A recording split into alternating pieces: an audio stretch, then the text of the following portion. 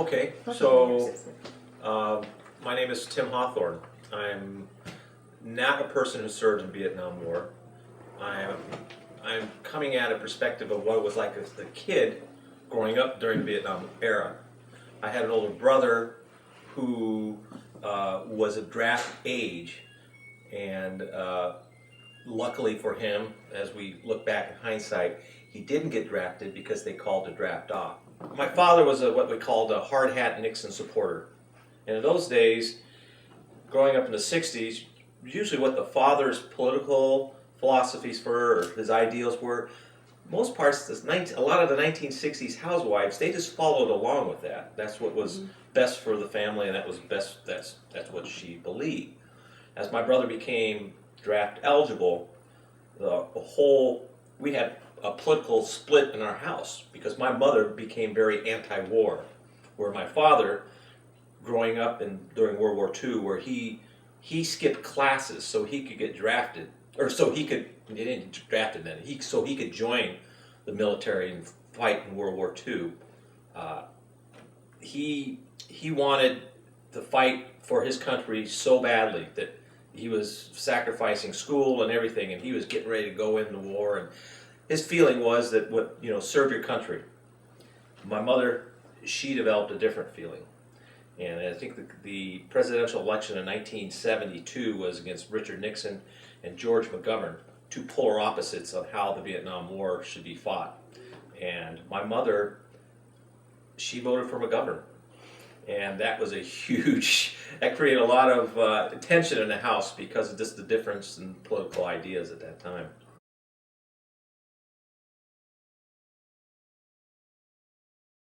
She didn't get tear gas lobbed at her, but she became the ideal, I don't want to say hippie, but she wore beads, she got her hair different, she was very outspoken about her anti-war feelings, and that was a total 180 in our house. Yeah. But yeah, just like I say, for a lot of people in the United States, Vietnam War was something you heard about in the news, something you heard about from neighbors. You heard some tragedies and stuff, but for a lot of people, it was business as usual. Right.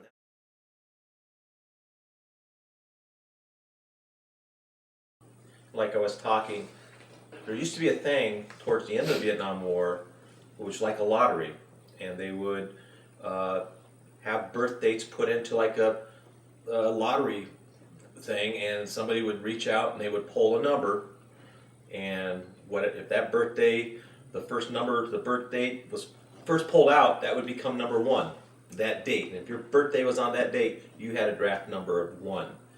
My brother Pat, who's 9 years older than me, was just out of high school, and he got the draft number of 52, which in those days, if your number was under 100, you were pretty much going to be called to serve in Vietnam.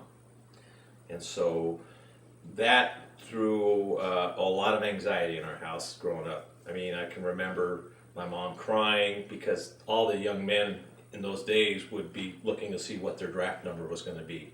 Because towards the end of the Vietnam War, the consciousness was that, hey, this thing isn't what we all wanted. This is what American society was looking forward to. And this, like I say, I'm just a little kid, and I'm seeing the trauma my mother was going through about having to watch her son go off to Vietnam. She'd watched that with a number of our neighborhood kids do that. So, remember, I want to say my brother knew right away he had the 52. March 12th was number 52. And as time after that date, they start scrambling around. I mean, there was other options. You could serve in the reserve.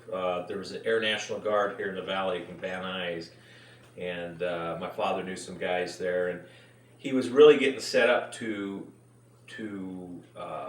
sign a 6-year commitment to the reserve, which reserve is you would spend, 2 or 3 weeks during the year and some weekends training and being ready, and then if you were called to active duty, they would use the reserves. Very similar to what they did in Iraq and Afghanistan. They called a lot of reserves to active duty to go serve.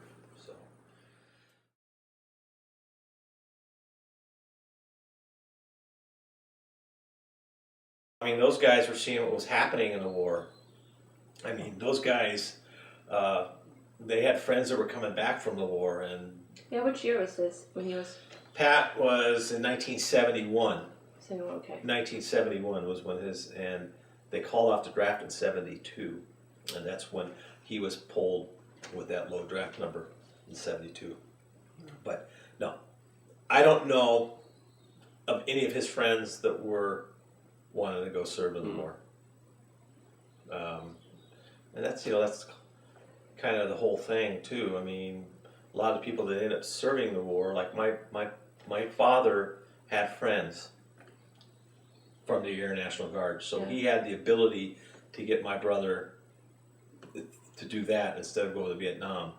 A lot of guys that ended up going there didn't have the ends to get out, or student deferments. Guys, if you went to college, you had a student deferment. You were deferred. You didn't have to go serve in the war.